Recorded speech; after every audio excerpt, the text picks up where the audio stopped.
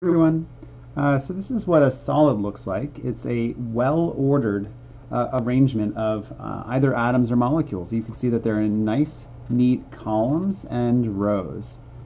But when you melt a solid, when you bring it to its melting point, the temperature at which it melts, it can then turn to liquid, where you also have molecules or atoms compacted together, but they're not in nice, neat rows or columns. They're not as well ordered.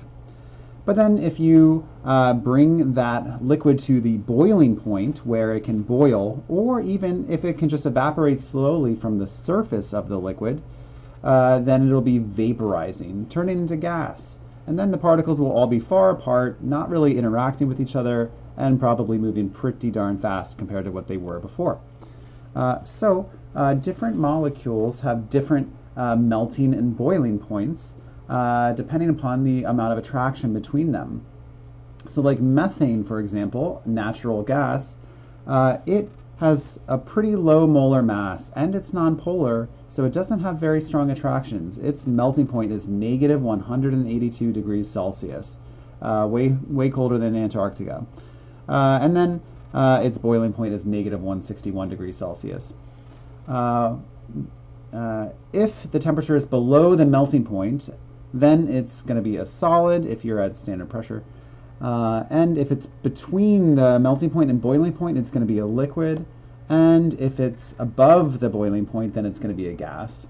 So at 25 degrees Celsius or so, the standard temperature that we typically have in our room temperature, methane is going to be a gas. But if you cool it down enough, if you get it to a low enough temperature, it can become a liquid or a solid. Typically, we actually can collect natural gas from the Earth, and then it can be shipped around the world in giant ships by liquefying it. You can't store a lot of it if you compress it just as a gas, but if you cool it down enough to be liquid, then you can have all those particles really close together. You can store more of it than you would if you had a gas. Now, methane has the following melting and boiling points, but then hexane, which is similar, it's also nonpolar, it's also just carbons and hydrogens, which have a very similar electronegativity. It's got a larger molar mass, and so it's got a higher melting point and boiling point. So actually at 25 degrees Celsius, it would be between boiling point and melting point, it would be a liquid. Yeah, you'll find some hexane in gasoline. Gasoline is a liquid at room temperature. And then larger, we have 170 grams per mole. We have dodecane, which is something that you might find in wax.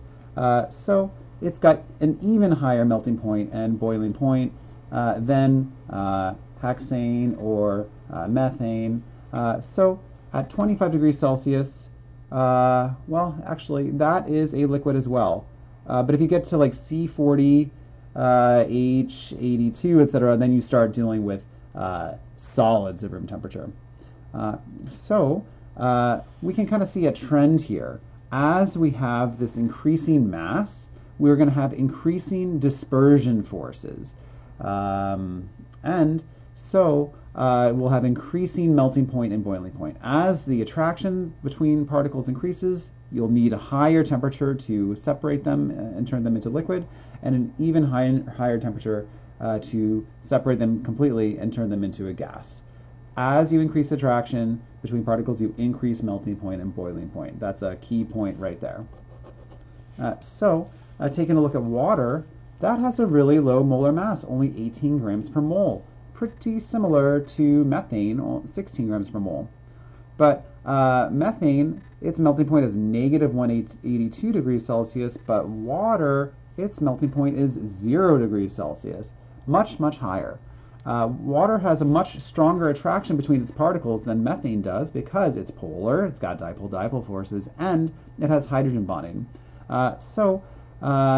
These stronger attractions result in higher melting point and boiling point. Water, even though it's quite small, has a pretty high melting point and boiling point because of those special hydrogen bonds and also dipole-dipole forces.